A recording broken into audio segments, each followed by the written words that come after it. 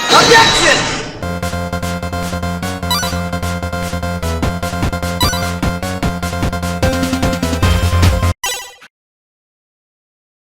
Boa tarde a todos os presentes, sejam bem-vindos. Estamos aguardando apenas que os jurados sorteados tomem seus assentos. Para realizar o juramento, peço que a assessoria me ajude. Bom, então vamos dar início à instauração da nossa sessão do Tribunal do Júri, aqui da comarca de Baltaciri, do Agreste. Meu nome é Bruno Leitone, sou juiz de direito e nessa oportunidade estou presidindo a sessão de julgamento.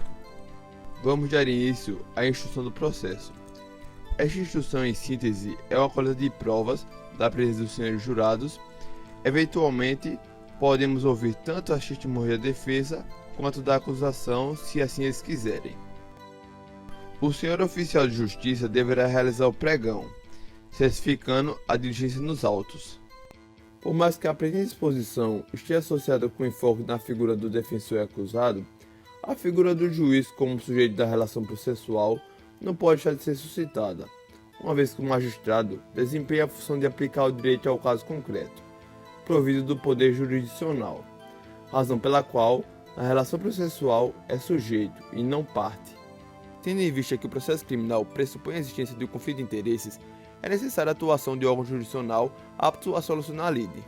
Neste contexto, surge o juiz, que terá por função, mediante atuação absolutamente imparcial, substituir a vontade das partes, aplicando direito material ao caso concreto e, com isso, pondo fim ao conflito e restabelecendo a paz social. Passo a palavra para o promotor de justiça. Meu nome é Francisco Miguel, estou aqui como representante do Ministério Público, instituição permanente e essencial ao Estado, a qual oferece defesa da ordem jurídica, da democracia e dos interesses sociais e individuais indisponíveis.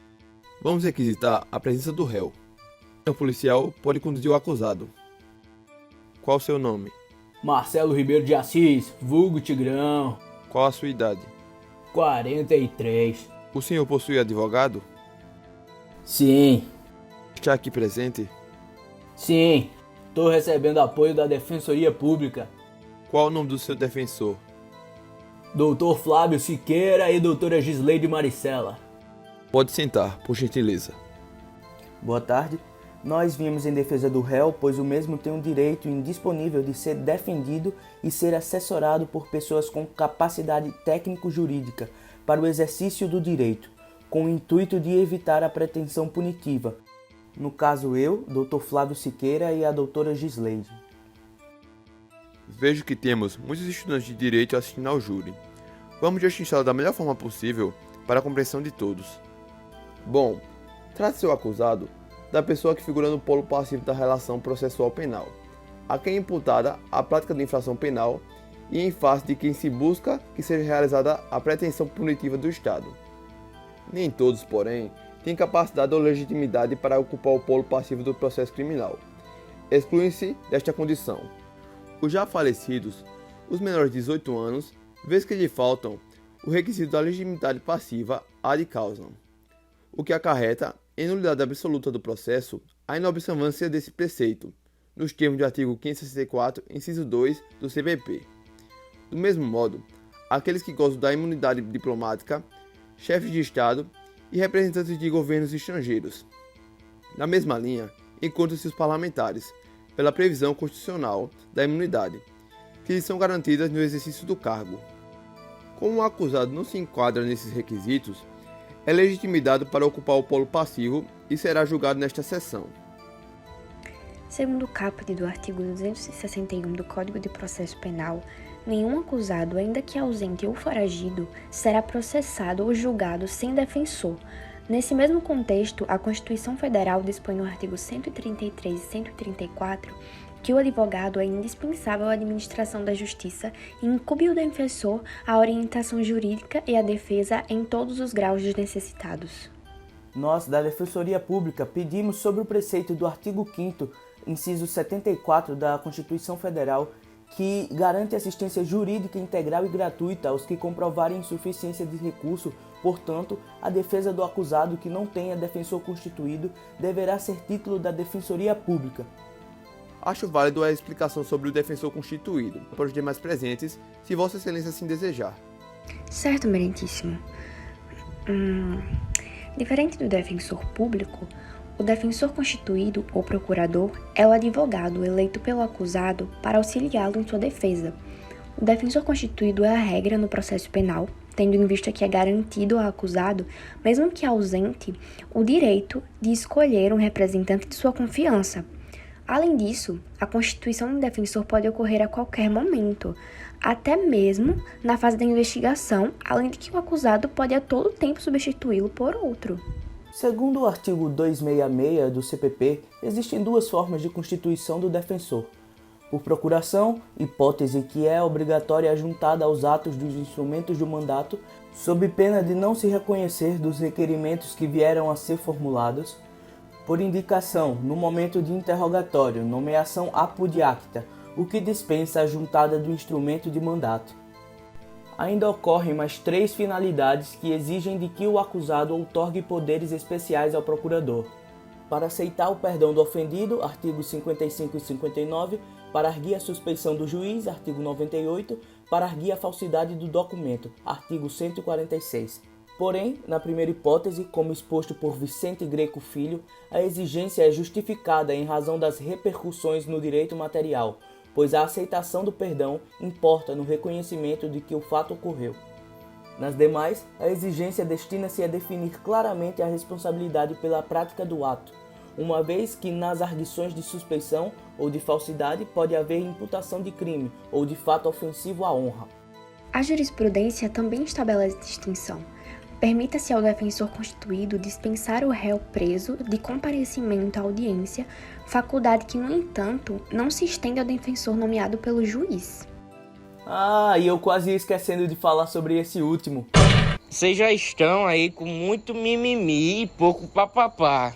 Deixa que agora explico eu. Pois bem, esse último aqui falado caracteriza o defensor dativo, que é a denominação empregada para designar o advogado nomeado pelo juiz para representar o acusado que se omitiu em constituir o seu representante.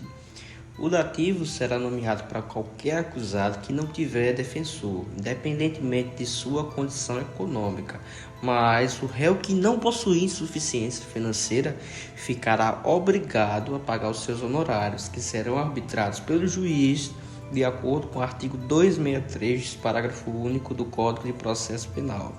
Assim que constatada a omissão de um procurador em qualquer tempo do processo, o Código de Processo Penal, no artigo 396-A, parágrafo 2º, exige que o juiz nomeie um defensor dativo ao acusado. Quando o defensor dativo é nomeado, o acusado não é impedido de optar por um advogado de sua confiança, em nenhum momento, seguindo as diretrizes do artigo 263 caput do CPP. Nesse sentido, substituirá o profissional nomeado pelo juiz, assumindo a causa no estágio em que ela se encontrar. Sim, mas se o senhor levar em consideração... Calma, doutor, ainda não terminei. Existem algumas circunstâncias que levam o advogado nomeado pelo juiz a recusar o pedido, mas somente por motivo justo, como previsto no artigo 34, inciso 12 da Lei 8.906 de 94, combinado com o artigo 264 do CPP.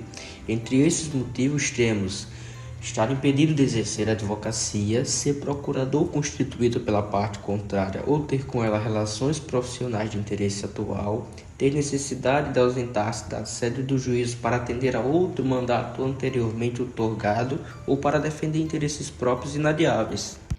O senhor esqueceu de mencionar que ele pode se ausentar nos casos de já haver manifestado por escrito opinião contrária ao direito que o necessitado pretende pleitear e haver dado à parte contrária parecer escrito sobre a contenda. Artigo 15 da Lei nº 1060. Tome cuidado com o jeito que fala. Ele é do tipo que sempre tem uma carta na manga. Então, talvez eu deva levar em consideração alguns pontos que a defensoria esqueceu ou negligenciou, entendam do modo que quiserem. O defensor constituído pelo réu para sua defesa em juízo deverá constar aos autos instrumento de mandato sob pena de nulidade ou até mesmo inexistência dos atos que vier a praticar. É o que ocorre, por exemplo, no caso de recursos dirigido às instâncias superiores, dispondo a súmula 115 do STJ, que diz: na instância especial é inexistente o recurso interposto por advogado sem procuração nos autos. Exceção a essa regra consta do artigo 266 do CPP, estabelecendo que a constituição de defensor independerá do instrumento de mandato se o acusado o indicar por ocasião do interrogatório, devendo o magistrado consignar no termo de audiência essa circunstância. Não constituindo o acusado um advogado para realizar sua defesa, deverá o juiz, ainda que não deseje o réu, providenciar a nomeação de defensor a este, sob pena de nulidade absoluta do processo criminal, nos termos do artigo 564, inciso 3, linha C do CPP, salvo, evidentemente, a hipótese de traçar de réu com habilitação técnica, caso em que nada impede que venha a ir a realizar sua autodefesa. Ressalta-se que a autodefesa não requer apenas capacitação técnica. A sua suficiência para a regularidade do processo criminal exige que se trate o réu de advogado e que esse esteja regularmente inscrito nos quadros da Ordem dos Advogados do Brasil. Assim, acusado criminalmente, não poderá um juiz ou um promotor, por exemplo, realizar sua autodefesa sob o argumento de que seus conhecimentos jurídicos são presumidos pela função exercida. E por derradeiro, Excelência, essa defesa fará uma breve síntese sobre o defensor ad hoc. Já que esse não foi citado, faço questão de sintetizar seu papel. O defensor ad hoc ou substituto é aquele nomeado pelo juiz para atos processuais determinados. A nomeação de substituto para o ato só poderá ocorrer, todavia, se o defensor do acusado tiver sido regularmente notificado e desde que não tenha comprovado, até a abertura da audiência, motivo que justifique sua ausência. A propósito, não há falar em cerceamento ou deficiência de defesa pelo fato de haver o juiz nomeado defensor ad hoc para a audiência de início da instrução, pelo não comparecimento do defensor constituído, apesar de regularmente intimado para o ato, conforme o entendimento jurisprudencial do Supremo Tribunal Federal. Passo agora a palavra para o réu, lembrando-lhe que tem o direito constitucional de permanecer em silêncio e que o seu silêncio não será usado em prejuízo à sua defesa. Bom dia, doutor. Tranquilo, mano? Em minha defesa, eu queria dizer que à época dos fatos eu passava por alguns transtornos mentais e estava em tratamento psíquico. É tão verdade que tenho como provar através de receituários médicos e laudos. Já tive muitas passagens criminais e isso me rendeu muita experiência no conhecimento do direito. E por isso eu sei que a patologia relacionada à inimputabilidade gera extinção da punibilidade, nos termos do artigo 26 do Código Penal. Esse processo sequer poderia acontecer, pois sou isento de pena, mas o Ministério Público, em nome da perseguição que tem a mim, mesmo assim decidiu prosseguir com a denúncia. Excelência, pela ordem. Doutor, esse representante do Ministério Público gostaria de esclarecer que à época do oferecimento da denúncia não existia esses elementos de informações que são agora trazidos a juízo pelo réu, mas discordo, de todo modo, de que a denúncia não poderia acontecer. Claro que poderia. A certeza acerca de quem é o acusado é indispensável para a propositura da ação penal, pois a responsabilidade criminal de caráter personalíssimo não pode ser atribuída a pessoa diversa daquela a quem se imputa a infração. Será sempre necessário, portanto, identificar o acusado, oferecendo informações sobre caracteres que permitam distingui-lo dos demais indivíduos, de modo a garantir que a pessoa submetida ao processo é a mesma contra a qual se dirige a ação penal, e isso efetivamente ocorreu.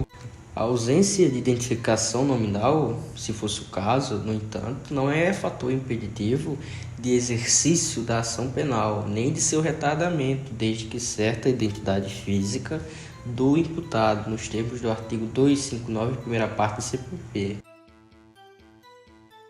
Além disso, o método datiloscópico e o registro fotográfico são meios de identificação bastante seguros que, em regra, permitem delimitar a pessoa a quem se referem. Assim, é perfeitamente possível o oferecimento de denúncia e até mesmo a prolação de sentença em desfavor de pessoa de quem se tem apenas esses caracteres, mesmo porque é permitido o julgamento de foragido sem ofensa ao princípio da ampla defesa, desde que um defensor esteja presente no ato.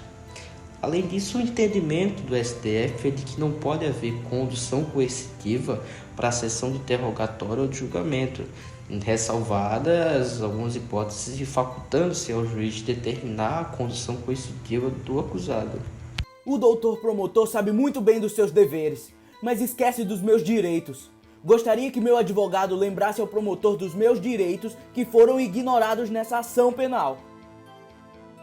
A categoria de acusado em processo criminal confere ao indivíduo um feixe de direitos e deveres relacionados à sua condição. Os diversos direitos e garantias atribuídos ao acusado, como forma de protegê-lo contra o arbítrio estatal, compõem o que se convencionou denominar cláusula do devido processo legal. Esse princípio é o alicerce sobre o qual se elevam os demais princípios que regem a atividade processual e dele decorrem todas as garantias que asseguram às partes o acesso de uma decisão justa. Constituem as expressões do devido processo legal as seguintes prerrogativas outorgadas ao sujeito passivo da ação penal de forma sintética: o direito ao processo, o direito à presunção de inocência, o direito do julgamento em prazo razoável, o direito ao contraditório e à ampla defesa, bilateralidade dos atos, o direito à paridade de armas, o direito de presença, o direito à autodefesa e o direito à defesa técnica, o direito de não ser processado com base em prova ilícita, o direito ao juiz natural, o direito ao silêncio, o direito de exercer o duplo grau de jurisdição e o direito de não ser preso arbitrariamente. Os regimes a que estão submetidos os acusados contêm diversos deveres, cuja inobservância pode acarretar as consequências jurídicas. Dever de comparecimento a atos processuais para cuja realização sua presença seja necessária. O desatendimento à convocação para o comparecimento pode ensejar a condução coercitiva do acusado, exceto para fins de interrogatório, artigo 260 do CPP, que já foi citado, que, excepcionalmente, quando indispensável para o ato, esse poderá ser realizado. Dever de responder com a verdade em relação à sua identidade e seus antecedentes, dever de sujeitar-se a medidas cautelares pessoais diversas da prisão que lhe tenham sido impostas. Ainda sobre isso tem uma observação. Quando regularmente chamado, deixar o acusado de comparecer ao respectivo ato processual, disse ocorrer situação de contumácia. Da contumácia decorre a revelia. Esta é consequência daquela. No processo penal, a revelia não induz a presunção de verdade dos fatos articulados na inicial acusatória, impondo-se sempre, sejam estes comprovados para fins de responsabilidade criminal. E aí, isso vai adiante? Só estou ouvindo conversa até agora. É um promotor que fala demais, um juiz que fala de menos. Adianta aí, pô. Senhor Marcelo Ribeiro, eu exijo respeito quando for se referir à minha pessoa. Você tem que manter o comportamento, senão fica difícil te ajudar, Tigrão. Pela ordem, por tamanho alvoroço e descontrole emocional das partes, eu declaro por hoje encerrada essa sessão.